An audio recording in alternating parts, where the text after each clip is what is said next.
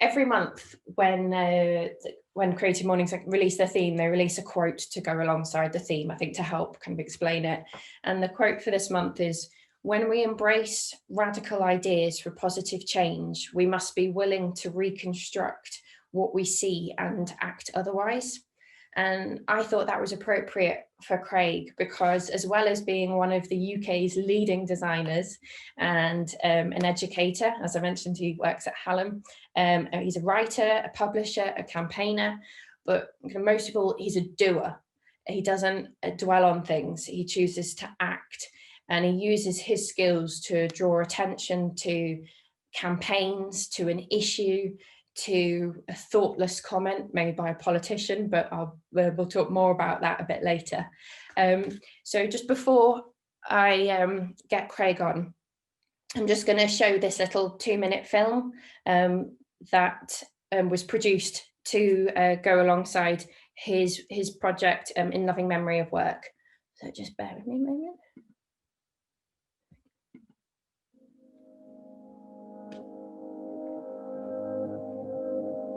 Deep down the mine, it lies in wait for men to come to seal its fate. This living coal don't want to die, and yet we show it cannot lie.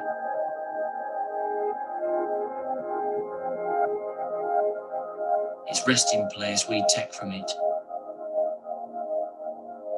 the means of work and sweat and grit. We cut its heart and move it hard. We clean it up, then ship it out.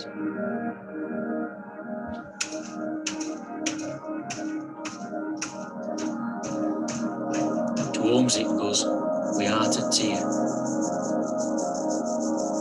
and yet its fate is oh so near. This living coal just sits and waits for man alone to seal its fate.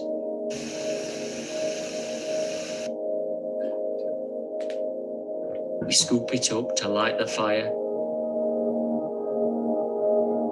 Its heart it glows for our desire. And when it's dead, we clear it out. Like miners' jobs, its heart ripped out.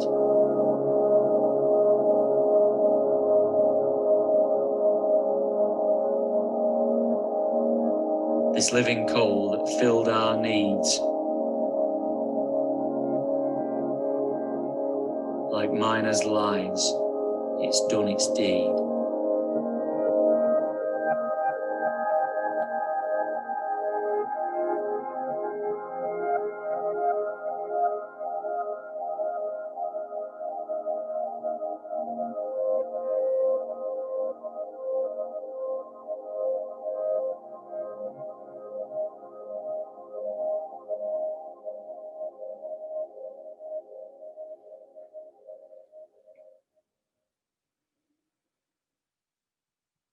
Okay, I'll just stop sharing my screen.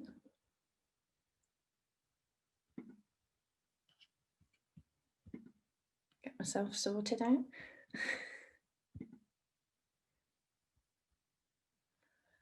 Yeah, Molly, we've got another late person. Could you let them in, please?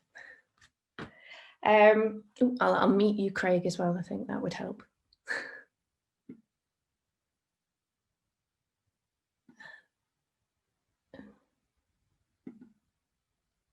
Well, can you unmute yourself, Craig? Oh, there you are. Okay. There I am. There you are. Right. So first question.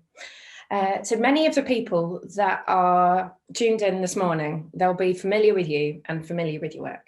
But our attendees tend to be quite varied from different areas within the creative industry. You know, they can be weavers or jewelry makers, anything really. We've had bakers as well.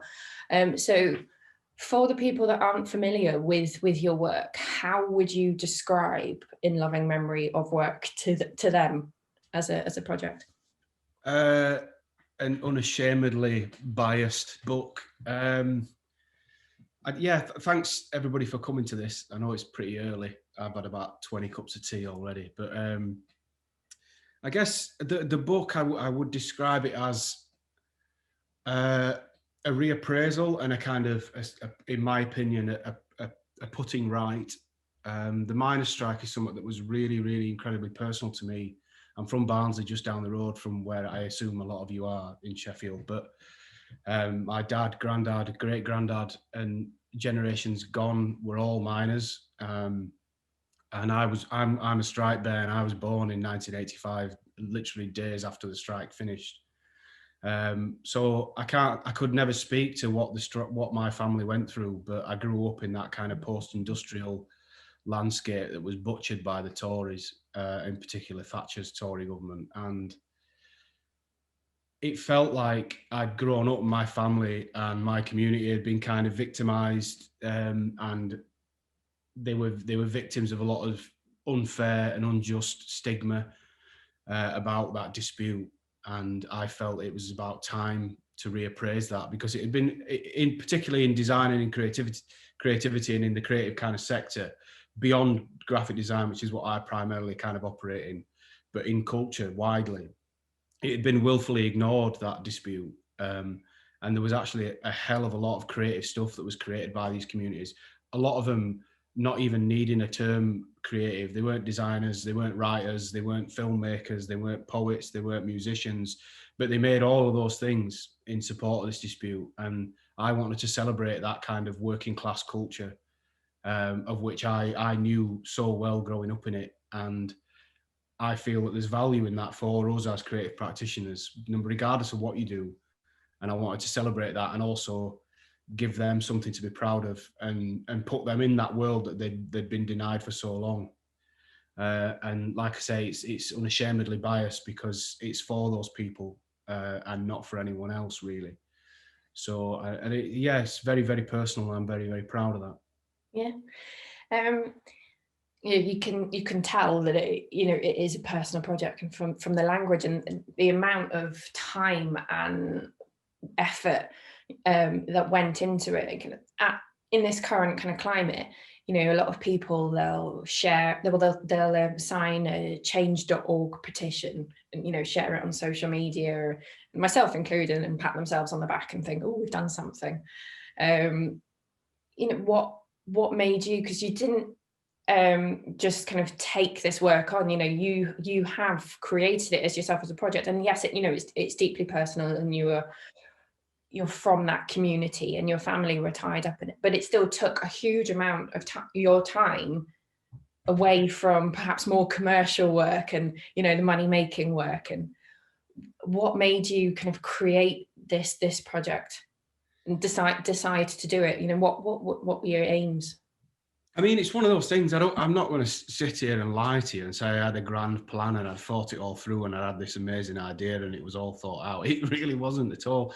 It was very ill advised, but it came from the right place, and that was the thing that spurred it on. It was genuinely one of those things of what initially started as that kind of that kind of feeling you get when you think, oh, that'd be good to do.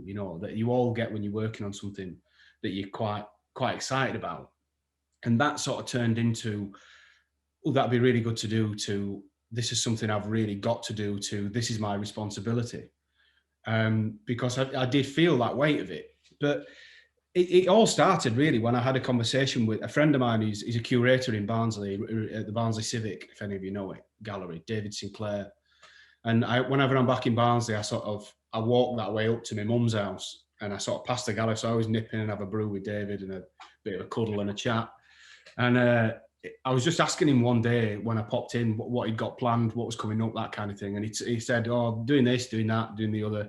And we're going to, it's the 30th anniversary of the strike, so we're going to do something on that. And that I sort of went, ooh, thinking I could hijack that and maybe get some exhibition work working with David.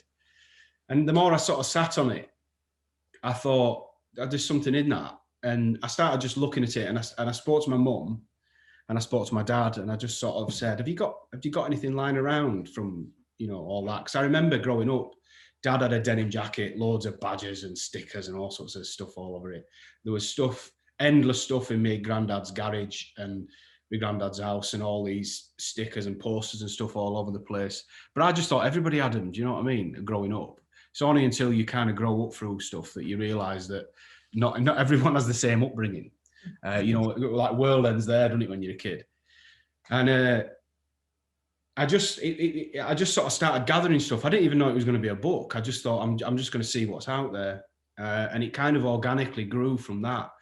And the more I took my dad everywhere with me, we just went and met people, had a chat with them, recorded it on my iPhone, and I sort of typed those things up. And these sort of piles started emerging around me in the office, and it just the more I gathered stuff, the more I felt I had to do it. And the sort of structure of it, the reason for it, it all came out of that. And I didn't like just submit to it. I'm not in any kind of position whatsoever to just sort of be able to just have 6 months off work and produce a book by any means. I just did it you know, I'd have my lunch at my desk and just write an email or finish typing some up or design one page, and I'd stay late after work and I'd come in at weekends, and if I was on a train, I'd use it to type stuff up and write things. And it was real ad hoc, like, oh, I've got 5 minutes, what can I do? And I sort of pulled it together like that. But it was a real thick and fast project. I remember from the kind of inception, like this is so revealing about me, but sod it, I'll tell you anyway. Like it was Valentine's Day that year, and my dad came over to Manchester to see me. We went to see Prince. God rest him. That's how I spend my Valentine's days. And it was the day after that, we went out, had a really good session. And the day after that, I opened my laptop in front of my dad and said, right, come on, tell me some stories. And it was literally a year to the day so the next Valentine's Day, I was in the printers passing it on press. And that's how long it took. And it was really thick and fast and really rough and ready. And there's shed loads of mistakes in that first book, which is here. Yeah. But as I said, the more I did it, the more it felt like a responsibility. And when it was produced, we sold it, and it sold out really, really quickly. And all the proceeds I gave to the Orgreave Truth and Justice campaign, because my dad was arrested at Orgreave, and he was put on trial unjustly by South Yorkshire Police. But that's another story, and don't get me going on that. No, a year doesn't seem kind of like a quick turnaround for a job. That seems very long to me, but. Well, I mean, it doesn't, but when you're doing it ad hoc, it's not like I worked on it solidly for 12 months. It's like, it was from, I've had an idea to it's on press and I'm published it and it's out there is a relatively short time. Having worked now with publishers, a year in publishing is like a minute, you know. It's they drag their feet so long. Like this book that we were about earlier, from having that idea and sending that to Lawrence King, that was like 5 years of them dragging their feet, amending things, just disappearing and going AWOL, you know. Yeah. Like it was ridiculous. So to do that in a year, people in publishing all that, oh, you did that in a year. Have you had like a lot of feedback about how this work has drawn attention to kind of Orgreave and the miners' strike, you know, especially maybe amongst people who weren't around at that time? Because I know that, you know, the people want to have an inquiry about Orgreave, which obviously is going to be a very slow-moving process. But I'm sure your work will have added weight to maybe the campaign. I mean, I'm not sure about that. I think that's for other people to make a decision on whether the work has been influential to that. I think there's layers in response to that. So the money will obviously help them. We raised a lot of money. When I did a second edition, which is this red one, which I've drawn on and bastardized and got Post-it notes stuck in it. But, you know, I just kept sending them boxes of that, and they kept all the money. So that will have helped. I designed and pulled together their actual submission to Parliament for them for free for the campaign, which was denied by Theresa May's government. Naturally, we're still lobbying. It was. I'm not sure if it will be anymore, but it was a Labour campaign policy to issue an inquiry into Orgreave. It needs to happen. I fail to see how the truth is not in the public interest. If you just look at Hillsborough, the Hillsborough campaign, and the families that suffered at the hands of the same police force, and the kind of struggle that they had to go through to get justice for that. This is the same police force and the same kind of tactics we used only 5 years earlier, and yet Orgreave is still kind of being ignored and denied justice. So for me, I can't see how you can have one without the other. And the Hillsborough campaign have been incredibly supportive, and I'm incredibly grateful to them personally for all the support that they'd lent to Orgreave. But beyond that, I think the only thing I can kind of testify to, or not even lay claim to really, but in doing the book, I think I put the minor stuff, you know, the work, actually, the book itself, we did a co-print as well, the poster. They were taken by the V&A. They're in Museum Sheffield's collection. They're in various collections sort of internationally. So I feel like I've got a small victory there in that kind of middle-class white brigade. I've now had to accept this working class culture, which to me feels a bit like a, you know, jab in the ribs to them, which is a success. And also I think it brought it back into a different kind of area.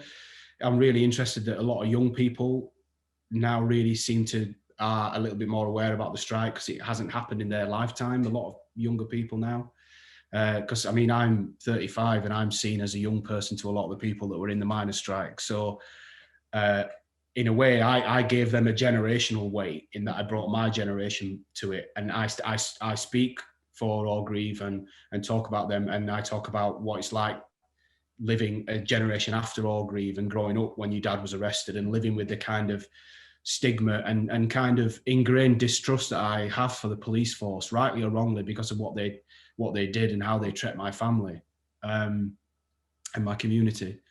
So I think all of those things are tiny and they can add up, but everybody needs to kind of collectively put their weight behind it. But this thing happened. Everybody knows it happened. Everybody knows it was wrong. But it's really hard to find justice for that when, and it's a sort of a gift and a curse when no one lost their life. But for me, that shouldn't stand in the way of justice. No, definitely not. But before we go too much down an anti-Tory rabbit hole, I'm happy to do that. If you want to do that, let's do that. So am I, but it's too easy. Just to steer it off a little bit. Let's segue. So you started your studio, Office of Craig, to allow you more time to focus on the work that interested you more. So more work that had more of an educational or societal impact, rather than, you know, the shiny corporate brands. And what was the catalyst for your decision to kind of go it alone? It wasn't one kind of thing. I think those words you've just used really flatter me. It sounds like I meant to do what I knew what I was doing. I didn't at all. I'd worked at a few agencies, big agencies, small agencies, cardboard box, you know, that kind of vibe, and independent ones and owned ones. And I was just getting fed up with it, to be honest. The way I always describe it is it was like having egg and chips for every meal every day. And I kind of wanted a bit more of a rich and varied diet.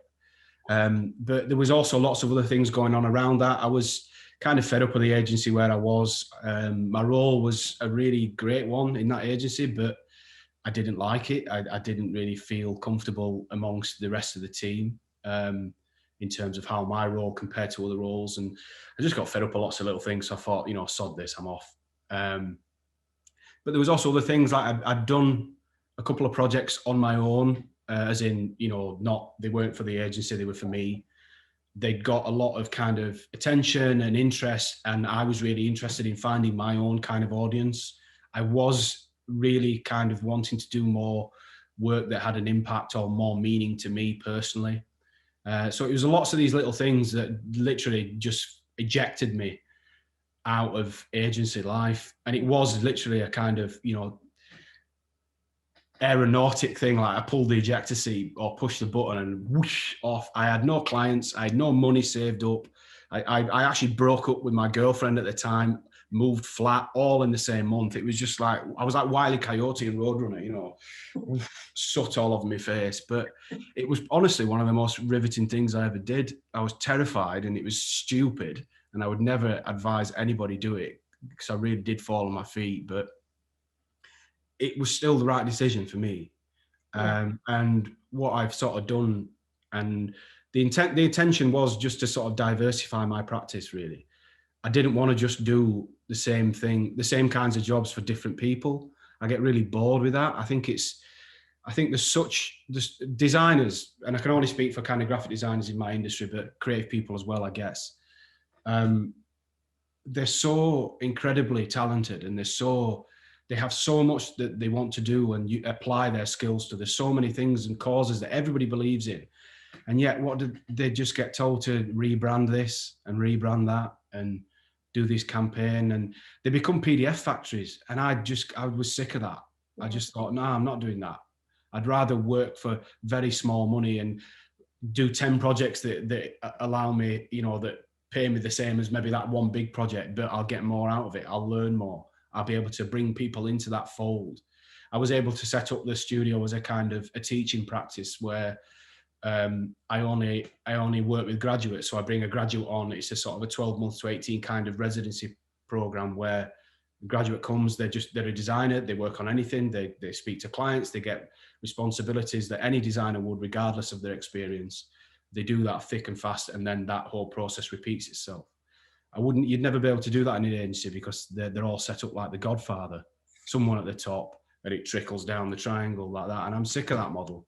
I think it's old. I think it's outdated. I don't think it functions well, having worked in them before. And I got fed up with that. So it was my chance to just sort of do it. Plus, as you probably all can tell, I'm a bit of a gobby little git. So when I was in agencies, you know, I'd be constantly whinging. There's John's on this call as well, who used to work with me, and he can probably vouch that I was always whinging about stuff. What are we doing this for? What are we doing that for? That's rubbish. That. Why are we doing that? Why are we putting his name to that? And I was like that all the time. And I got to that point where whinging turns into kind of moaning. You know, that there's a need when the needle starts to go the other way, and you've got to kind of practice what you preach. And all this stuff I was believing. I was believing a lot that creativity wasn't everything that I just saw on It's Nice That or Creative Review. Creativity to me was seeing how my granddad fixed stuff, seeing people that just had something to say and they said it. A lot of the stuff that's in that book, in Love Memory Work, is just that. And I think it's some of the most creative stuff I've ever seen from people who aren't even designers. So I wanted to sort of look at that, and all those things culminated in me doing that and setting my own practice. That was a very long answer. Yeah, detailed answer. But I think it resonated with me as well, because I think for me personally, because I'm a designer, and my goal for ages, you know, was to get into an agency, because then I'll have made it. You know, I'll get all the experience I need once I get that job in an agency. And then I got, you know, worked. So I started off working in-house, and then got the jobs in the agencies, and then got there, and it's like, oh, it isn't as exciting as I thought it was going to be. And I am just doing the same kind of things all the time. And then when fate intervened and I got made redundant, I made the leap, like similar to you, I had no savings either, and I went freelance, and it's tricky, it's difficult, not having the guaranteed work coming in, but I definitely it's terrifying. You can't sort of see 2 weeks in front of yourself. It's kind of scary, and when I've got responsibilities for other people, that gets even scarier. Yeah. But at the end of the day, we do work that means something to us, and I'm in control of my own destiny. Weirdly, but I will share this because I think it's funny, but the tipping moment for me, like, you know, it was like a movie star kind of frenzy moment. You know, when you see all those clips and they're in bed, like can't sleep, tossing and turning, sweating. You know, it wasn't like that, but I was watching The Sopranos, and there was a scene where Tony Soprano had this bloke up who was in his family, but he'd been going rogue, and he wanted to bring him back in line, and he was, you know, beating the absolute living daylights out of him. And he was sort of said, Tony Soprano was saying to him, do you just remember that everything you have is because I've let you have it? And I just thought, oh my God, that's what it's like in an agency. You know, everything I have, all my money, all my living, all my work, my career, it leads back to someone else. And that's, I couldn't live with that anymore. I just thought, no, I want to be responsible for myself. Right, you know, for better or for worse, I wanted to be responsible for that. And my output is mine. And it comes from me. And if you hate it, that's my fault, not anyone else's. Yeah, there's something liberating about that, and being your own boss. Yeah, and it wasn't as violent as that, obviously, in my experience. So coming from a working class background, did you find it difficult breaking into the getting your first break in the creative industry at a time when the majority of agencies were only offering unpaid work placements, which naturally only opens them up to people, to the students that can afford to do them?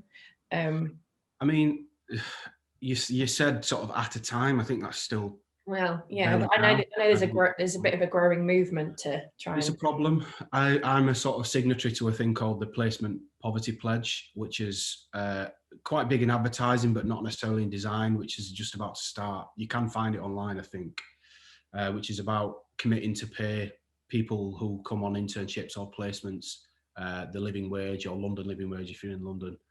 And then after a certain time, paying them a freelance rate, because that's the proper way to do it. And I really believe that, because I didn't, in some senses, I didn't struggle to get in. I was really fortunate in that in my second year at university, my course was set up that in order to get onto the third year, you had to do a certain amount of projects and whatever else, but you also had to do a placement, and that qualified to sort of get you onto the year. That was another box you had to tick. If you didn't do a placement, you had to do 2 more projects. Now, as a student, everybody were like, sod that, I'm going to get a placement. Because you only had to do a week, or between 1 and 4 weeks you had to do. And I was really fortunate enough to be sort of helped by my tutors into a placement in London. And it was paid. I got my expenses paid, and they gave me a little bit of wage. I think it was 250 quid a week or something like that, which is, you know, about 10 years ago now. And I loved it. I didn't do any work really. I was just a bit of a lackey, you know, making brews and spray mounting stuff and whatever else. But they asked me to come back, and I went back in summer of my second year. And I just thought, I'm not a good designer. I really am not. I'm all right. I can sort of find my way through stuff. And I wasn't the best designer on our course at all. So I thought, well, I can see in my course there's people ahead of me who are better designers, and we're going to have better portfolios. But I think this is going to be my way in, because I know I can make a brew, and I know I can work hard, and I can come early, and I can be jovial and be nice. And I felt like that was my way in, my kind of, that was the way I was going to get a job for me. It's not the right way or wrong way to get a job. It was just that was the one that suited me, because my portfolio was kind of average. So I thought, right, I'm going to have to blitz it. So I just, all through that my second year summer break, I was just pinging off emails, trying to get placements for every holiday. So when I went back in third year, I had a placement up in Edinburgh over Christmas break. And then I was in London over spring and Manchester in spring. And I was fortunate enough that one of the agencies that I was at said, oh, we're going to have an opening when you've graduated. Do you want to come back? So I went back on placement again, and that turned into a job. Now, that sounds really easy, but it was a lot of graft to get there and to do that. And you have to be militant, and you have to be on it. And but it was kind of luck. Like I said, you know, someone was leaving and they had an opening. But so I do place a lot of emphasis and value in placements. I think they're really good. That doesn't mean that people can, excuse me language for this time of morning, but they can't take the piss. You know, they know how valuable and how great you are.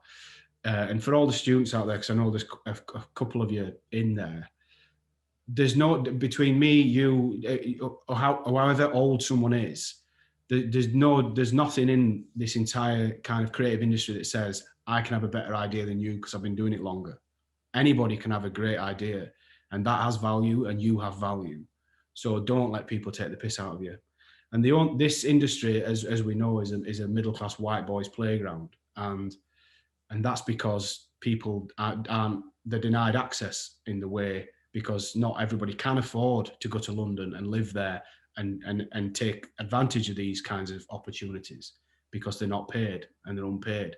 So the only way that we can is to sort of start to readdress that. It's not the answer, but pay fairly, pay properly, advertise these opportunities far more widely, other than your own communities and your own kind of feedback loop. And that's the only way we're going to change it. But I struggled when I was in there. I struggled when I went at uni, because I taught like this, and I was down in Cornwall, surrounded by people from Bristol and, Bath and London and Exeter. And I was pretty much the only Northerner on our course. I found out some other people from Manchester, weirdly, who were on like photography and illustration and whatever else. And that was my little cabal, we stayed together, but it was horrible. Everybody repeats everything I said. When I went to London, I was naive, and I remember asking on placement. I was 18, I think. No, I wasn't 18. No, that's too young. I was about 20, probably 19 or 20. And I remember asking, someone was going out for lunch in this London agency, really well-known one as well, big. And they said, "Oh, do you want anything from the sandwich shop?" I said, "Yeah, can I just have a sandwich?" And they said, "Do you want a drink?" I said, "Can I have some dandelion and burdock?" And they were like, "What's that? What's that?" And they didn't know what it was, couldn't get it.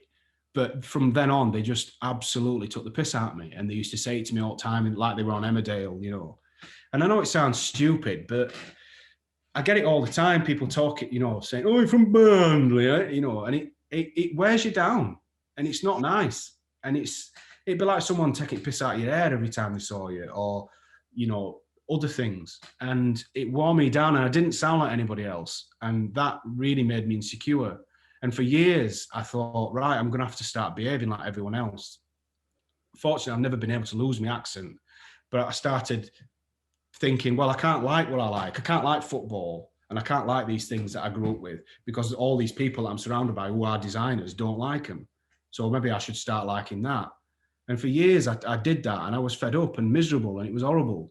And I realized that actually what I was trying to do was kind of conform and assimilate to these kinds of people, because I thought that's what I wanted to be, when actually, if I'd have stayed true to myself, which it's took me years to get back to, I would have offered something different, a different set of experiences, a different cultural background, a different class background, and therefore different ideas. And that's what the industry needs.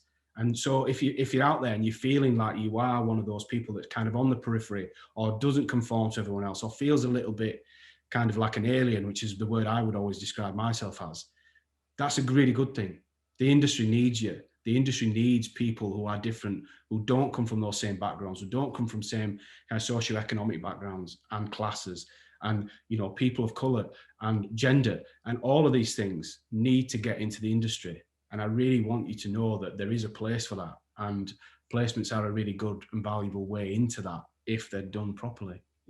Sorry, I'm going again.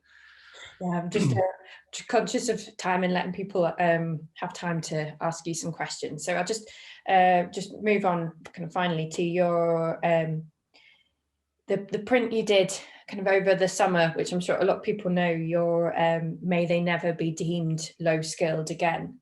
This is an example of you, not dwelling on things, you acting on things. Is that something you'd agree with? And perhaps for the benefit of anyone that might be calling in from outside of England, could you explain a bit of the context behind that, like where that quote came from as well? This was published, we did it as a poster, but it was also, there it is. It was also a postcard. This is Leeds Postcards, who are a radical publisher based in Leeds. They're really, really good. They've been going since the 80s. Check them out.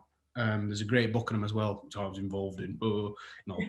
But anyway.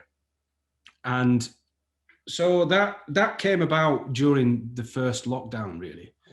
I was asked, so backstory, in February, before any of this stuff, before we were ignoring it, we turned us back on it and everything was hunky-dory. This current Tory government were ploughing on with their Brexit agenda, and the Home Secretary, the bully, Priti Patel, had decreed that they were going to change the whole immigration laws, and anyone who was earning £24,000 or less was going to be deemed unskilled or low skilled. Now that's a lot of people, and I think 24 grand is quite a lot of money. Hey, there you go. There, John's got the poster out. And at the time in February, I was raging at that, and I was thinking that's outrageous. How dare she qualify people based on how much they earn? And I think that's disgusting for a government to say. So anyway, I threw my slippers at the telly and sort of left it at that. And then I was asked during lockdown. So that was in February. It all kicked off in March. We were told to stay at home. And suddenly, loads of people who were earning less than £24,000 a year, such as delivery drivers or pharmacists or hospital workers, were suddenly called heroes and key workers and all of this stuff. And I thought that is such a raging hypocrisy. How dare you? How dare you run them into the mud and call them unskilled and low skilled, and then suddenly claim they're heroes, and that's what you've always believed anyway. And I was fuming. And it was by complete serendipity. I was asked by two separate kind of companies. One of them is an outdoor media company who were obviously shutting down because no one was allowed out of the houses, but they wanted to put some messages up. They said positive messages so that if people were walking past, they might get a little smile and raise their spirits. And they asked the wrong person for that, didn't they? But and then the other one was a company called Dorothy, who were based in Liverpool, who were great. And again, I implore you to check out. They were doing an online exhibition of stuff, again, to kind of raise spirits, give people something to look at. And that's when I sort of just, again, really quickly, in like half a day, sneezed together this. I wrote that line, may they never be deemed low skilled again, and wanted to make it out of all the titles, the job titles and occupations that I could find that fell under 24 grand and less. And there's loads in there. You'd be like the radiologists that look after people with cancer or suffering from cancer or overcoming cancer are on that kind of pay bracket, and they're called low skilled. It's disgusting. So I sort of did a quick visual, then begged again John, who's down there, if he'd help me sort of typeset it and work it out. And we created that poster, and then it kind of just blew up. I wasn't expecting anything of it. And it went all over the country. It was in Sheffield. I've seen people were like messaging me saying, "Is this yours?" Whatever else. It went nationwide, and then it just went mad on social media, and we sort of tried to maximize that, I guess. There's an initiative in Manchester called Eat Well Manchester, who make all the restaurants that were shut.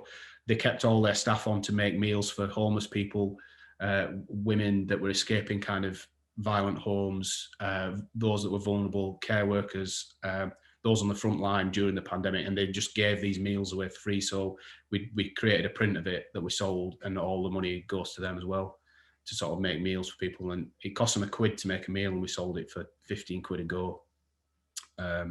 So yeah, that's the kind of backstory of it. No, it definitely seemed to really capture the mood of the nation at the time, or at least the mood of my little social media bubble that I live in.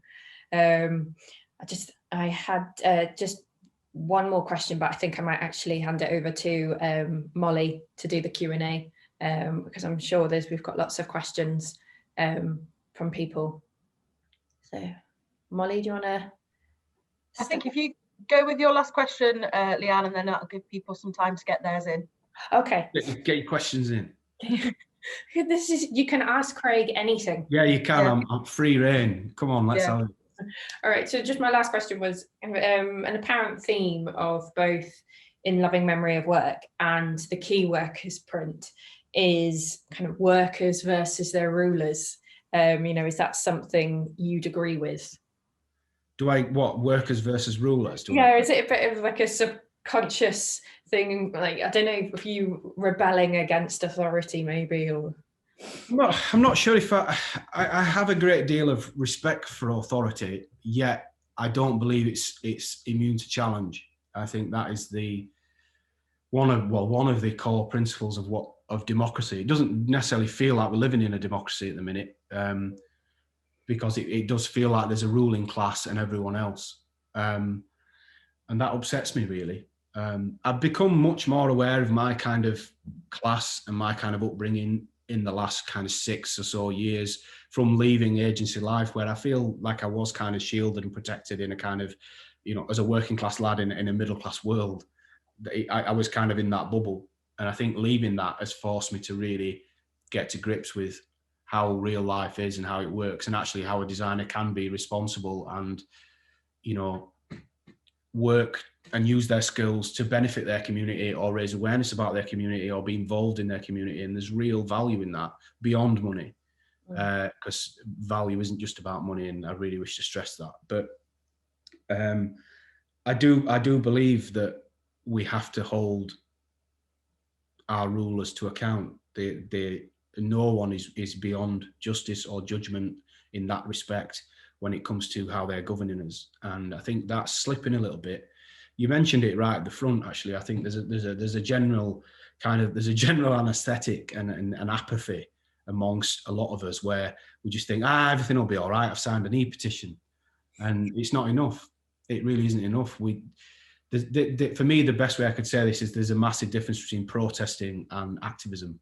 A protest is a singular event. You might go to a protest, you might make your banner, get out there, have a shout, have a bit of a sing-song and a gathering, you know, social distance in this world. But that's it. And then you go home and you feel, I've done my bit, but you haven't.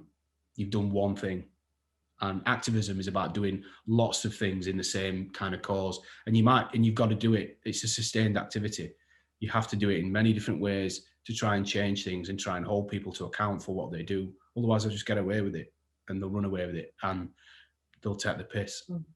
Because the ruling class are all really rich, and you've seen the disparity between the wealth. You know, Jeff, who we talked about again, whose name was mentioned earlier, Bill Gates, all these rich people. You know, Elon Musk. Their wealth depends on everyone else, and they have all our money. You know, that's how it works. So that extremity we need to shorten that gap. We need to tax them more so that their wealth can pay for the good of everybody else, and we should all be able to look after each other through that. So I would say I stand by that. Yeah, I think that kind of idea goes against the Tory DNA though at the moment. Of course it does. Yeah. Because the tax dodgers are their biggest donors, I think.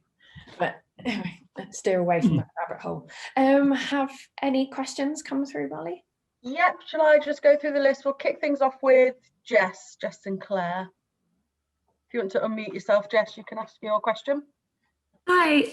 Yeah, thank you so much. Like, I feel very inspired, and a lot of what you were saying was really resonating with me. And I'm like going freelance right now, looking for meaningful work that's meaningful to me. And I really want to know how you manage to keep pushing to get that freelance work that is meaningful to you, while you've got that fear sitting over your head of like, when am I going to be able to pay my bills?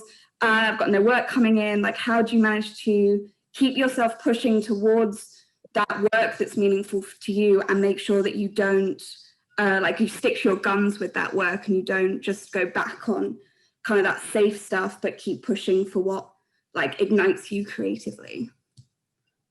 Thanks, Jess. That's great. I think it's a much perpetuated fallacy that work that brings you a lot of money can't be meaningful to you. And that's the constant goal. You want to get paid well for stuff you do well, or stuff that you do enjoy.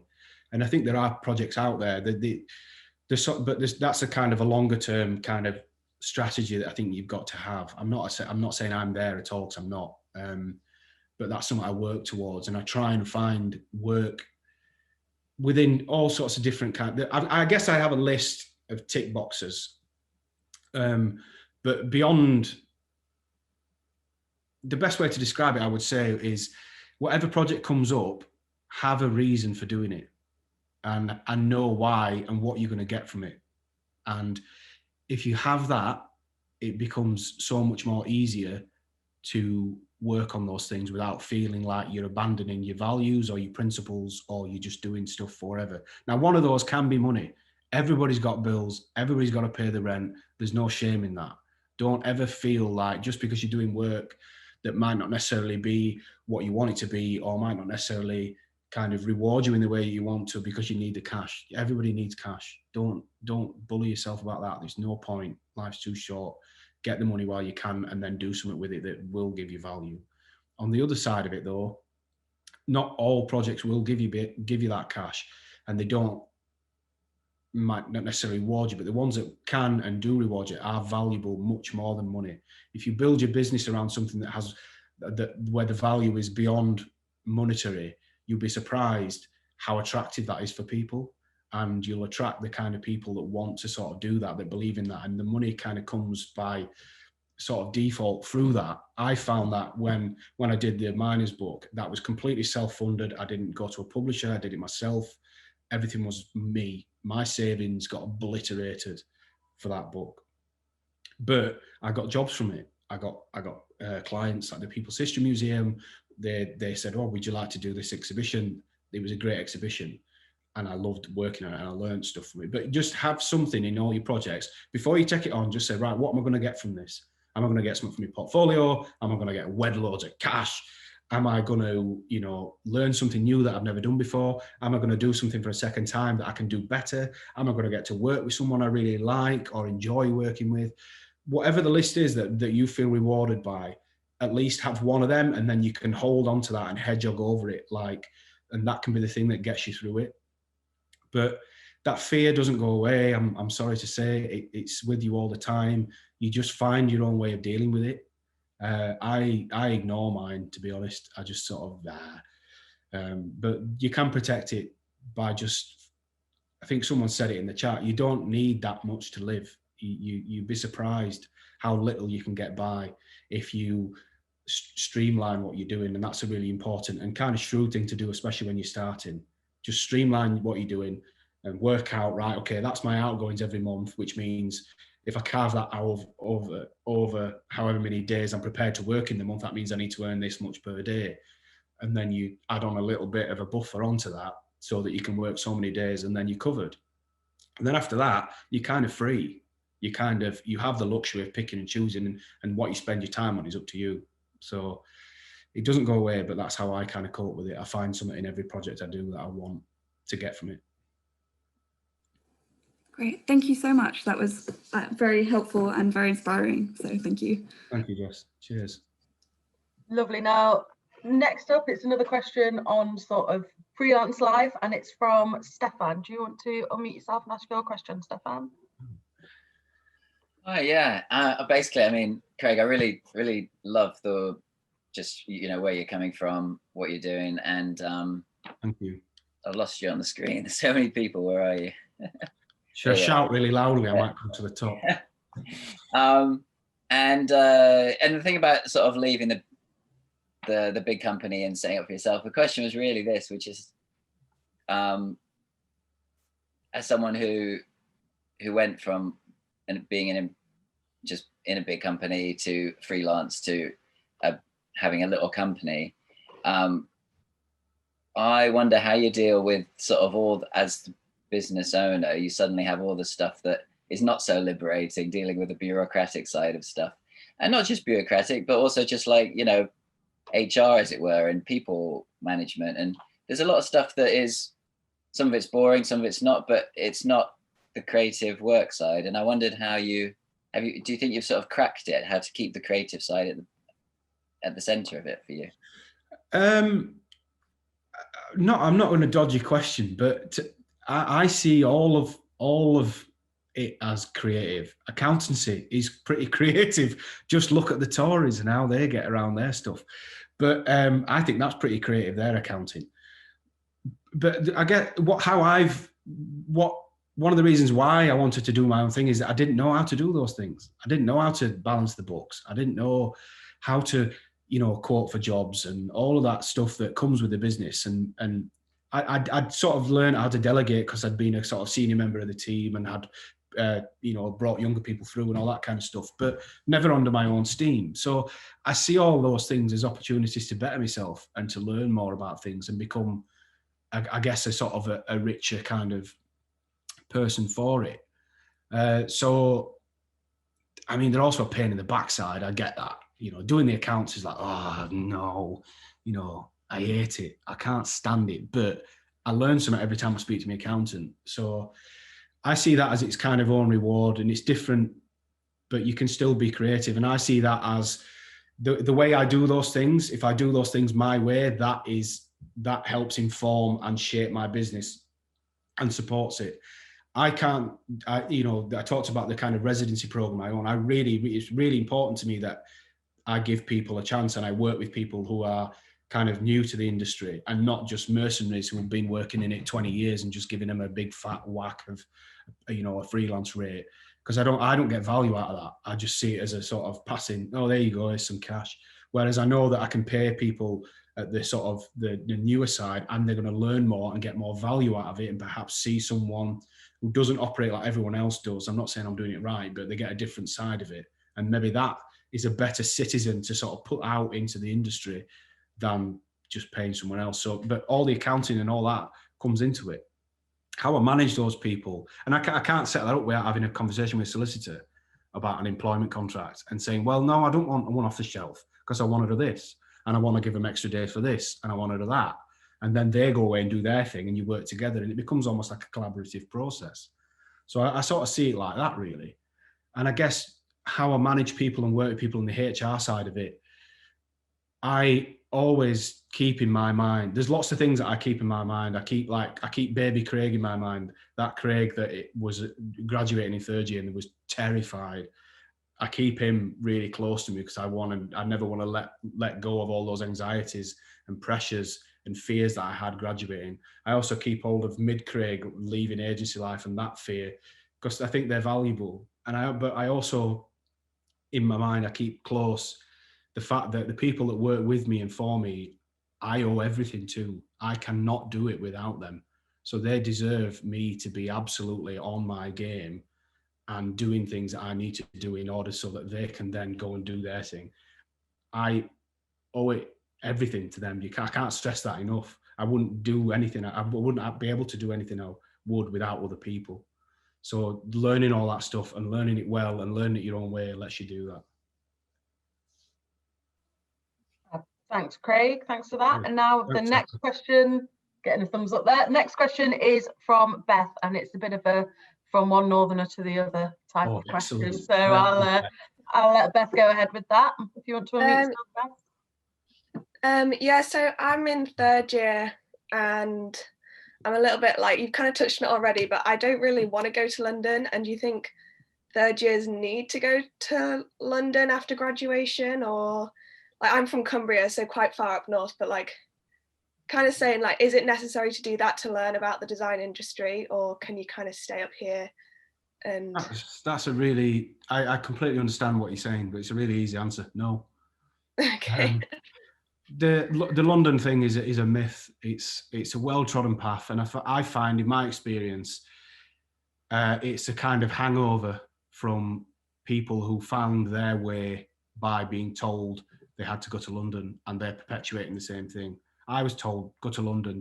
You can't go anywhere but London if you want to have a really successful career. So I did, and I hated it, and I was really grateful that I was given an opportunity to get out of there within sort of, I think it was about 12, 18 months. I was miserable when I was down there. Not against London. I love the place. I think it's great, but it felt like I was getting on a drain pipe to work every morning. I didn't see daylight for a long time during winter because I'd be getting up so early and back so late. Everybody's, there's all this culture everywhere. You never see it because you're knackered by Friday. And the last thing you want to do is get out and have a wrestle with somebody at the Tate Gallery to try and get in when you're hanging out your rear end because you've been on the rinse and you've worked your absolute backside off all week. So no, don't go to London. The most important thing I said to you is, where do you want to live? Because if you want to live somewhere else, that's where you should live, because you're not going to do great work if you live somewhere you hate. That's just not how it works. And you have to sort of think about that first and foremost, because there's creative communities all over, some amazing ones. Sheffield has a great creative community and a great creative scene. Manchester does, Leeds does, Edinburgh does, Glasgow's amazing, Bristol's great. Cornwall's got its own scene, they're everywhere. But decide where you want to be and then go and work there, and you'll be happier and do better work because of it. don't fall into the trap that only the good people are in London. They're not at all. And I've seen an exodus of all those good people getting out of London lately. It's too expensive. And my favourite thing that I always say is London doesn't love you, doesn't want to care for you at all. It chews you up and spits you out. It's like a sort of lung. It breathes everybody in on the morning from all these places around it, and then it exhales them on an evening. And, you know, just go there at Christmas. There's no one there. Anyway, but yeah, if you don't want to be there, don't go. Cool, thank you. I think we might have to, unfortunately, call it a day there with the questions. We're running out of time, but there were a number of questions waiting for you. Are people okay to email you their questions, Craig, or DM you or anything? Yeah, I mean, social media, if you want to go on Twitter or Instagram or whatever, I'm on there. It's at Office of Craig, or one word. Or you can email me if you like. I'm pretty easy to find. And yeah, I'm open to fielding any of those questions at all. I've seen that there is quite a lot, but just fire them over. I'll answer any and all of them as soon as I can, no problem. In fact, I'm just really grateful for you to ask them and for coming along, really. Yeah, thank you. Yeah, thank you, Craig, for this morning, and you know, for giving us your time and for answering the questions. So, like, giving such in-depth answers. Thank you everyone for tuning in. Sorry we haven't been able to get through as many of your questions as I would have liked, but as Craig said, contact him afterwards, and you know, you can have that conversation with him yourselves. Just a reminder, we don't have an event in December. We're taking a Christmas break, but it's a great opportunity for you to tune in to another Creative Mornings anywhere in the world. I recommend you do that. I'll probably do that as well, see what other chapters are doing. But we'll be back in January, the last Friday of the month in January, with another event. So hopefully a lot of you who are new to Creative Mornings will, you know, like what you saw today and will tune in January. But yeah, I think we'll call it a day there. But you know, Merry Christmas, everyone. Whatever you're doing, I hope it's okay, even if you know it's not going to be what we all want this year. But you know, everyone stay safe, and thank you again, Craig. Oh, and before I forget, I saw a message. Alex has put more stock of Craig's book on the website.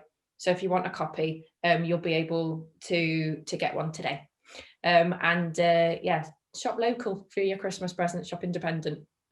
And thank you so much to you, Leanne, as well, for being such an amazing host and doing an amazing job, and all the team as well, the wider team. You're doing some really great stuff. It's really valuable for people, especially in the current climate. So thank you so much to you as well. Thank you, Craig. Yeah, interviewing is not my strongest suit. I'm getting better though. You're amazing at it, don't worry. All right, well, take care, everyone. We'll see you all soon, and we'll call it a day there. Thank you. Cheers. Bye. Thanks, Leanne. Bye.